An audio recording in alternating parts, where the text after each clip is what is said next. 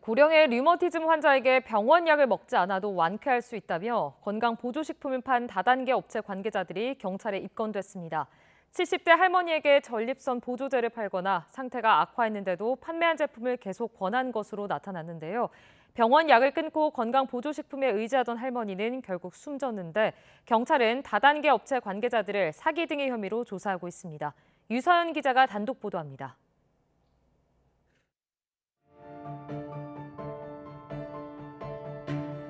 너무 손쉽게 하고 있었던 병원 치료들이 얼마나 무서운 일들이었는지, 얼마나 아니라는 생각들이었는지, 얼마나 무지한 행동이었는지 아시게 될 거다.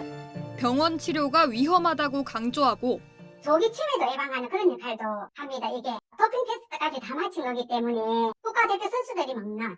병원에서 처방하는 혈압약은 뇌경색, 심근경색 같은 부작용이 생기지만 특정 비타민을 먹으면 조기 치매까지 예방할 수 있다고 주장합니다. 건강보조식품을 파는 다단계 업체의 강연 내용입니다. 지난해 10월 류머티즘과 고혈압을 앓던 70대 여성 A씨도 이들의 타깃이 됐습니다. 건강보조식품을 먹고 병이 나았다는 사례들을 소개하고 병원 약의 부작용을 주장하며 A씨에게 제품을 팔았습니다. 결국 A씨는 건강보조식품을 300만 원어치 넘게 구매해 병원 약 대신 먹기 시작했습니다.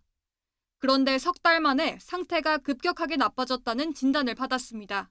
10월 달에 검사를 받는데 검사 결과 나왔을 때는 아무런 이상이 없어서 가셨는데 불같이 3달 만에 이제 검사한 결과가 너무 나빠지니까 당뇨도 너무 올라갔고 류마티즘 그 염증 수치도 갑자기 확 올라가고 이래서 어머니한테 심지어 전화도 하셨대요, 병원에서.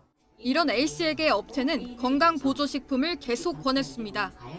기운이 없다고 하니 대변으로 더 빼내야 한다며 구매한 제품을 먹어보라고 하고 배뇨 문제로 고생하자 전립선 보조제를 패기도 한 것으로 나타났습니다. 주변에서는 A씨가 업체 말을 듣고 눈 수술까지 취소했다는 얘기도 합니다. 어머니한테 이게 판 게 이 소팔메토를 팔았더라고요.